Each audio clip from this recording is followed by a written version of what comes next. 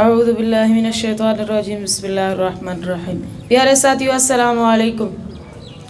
آج میں آپ کو انسانی زندگی کے معاملات میں سے چند ایسے امور بتاؤں گا جن پر ہم عمل کرتے ہوئے ایک اچھے انسان بن سکتے ہیں۔ پہلا ہے حسن ظن، یعنی کسی سے اچھا گمان رکھنا۔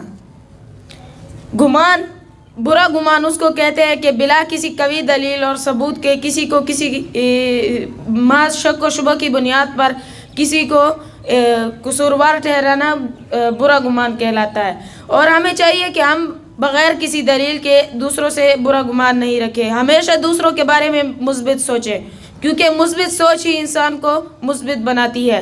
قرآن مجید میں اللہ تعالیٰ کا ارشاد ہے، یا ایھا الذین آمنوا اجتنبوا کثیرا من الظن، اے ایمان والو بہت سے گمانوں سے بچو، ان بعض الظن اسم، کیونکہ اکثر جو ظن اور گمان ہے وہ گناہ ہے۔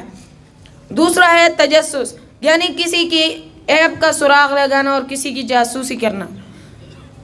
کسی کی عیب کو سراغ لگانا یہ بہت بری عادت ہے، قرآن مجید میں بھی اس سے منع کیا ہوا ہے، یعنی اپنے آپ کو کسی کی چھپ کر سرگوشی سننا یا اپنے آپ کو سوتا ہوا خیال کروا کر اسے دکھا کر اپنے آپ کو سوتا ہوا اسے دکھا کر اس کی باتیں سننا، یہ بھی ایک بہت بری عادت ہے، اس سے بھی قرآن مجید میں منع کیا گیا ہے۔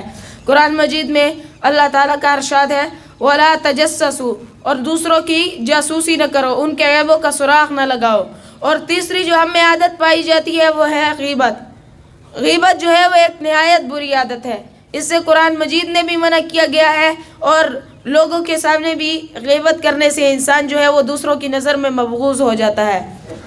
ایک مرتبہ کسی شخص نے دوسرے شخص کی غیبت کی نبی کریم صلی اللہ علیہ وسلم کے سامنے، اس وقت تو نبی کریم صلی اللہ علیہ وسلم خاموش رہ گئے، لیکن تھوڑا سا سفر کرتے ہوئے ان کے سامنے ایک مردار گدھا آیا جس کی ٹانگیں آسمان کی طرف تھی اور جسے گندے پرندے وغیرہ نوچ رہے تھے۔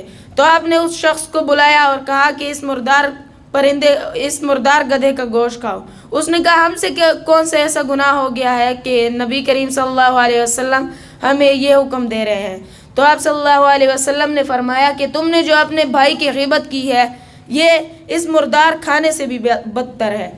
قرآن مجید میں بھی ہمیں اس سے منع کیا گیا ہے۔ اللہ تعالیٰ کا فرمان ہے، وَلَا يَغْتَبْ بَعْضُكُمْ بَعْضًا أَيُحِبُّ أَحَدُكُمْ أَن يَأْكُلَ لَحْمَ أَخِيهِ مَيْتًا فَكَرِهْتُمُوهُ، اور ایک دوسرے کی غیبت نہ کرو، کیا تمہیں یہ اچھا لگے گا کہ تم میں سے کوئی اپنے مردار بھائی کا گوشت کھائے؟ فَكَرِهْتُمُوهُ، اور تم اسے ناپسند کرتے ہو، اس وجہ سے غیبت سے بھی بچو۔ شکریہ۔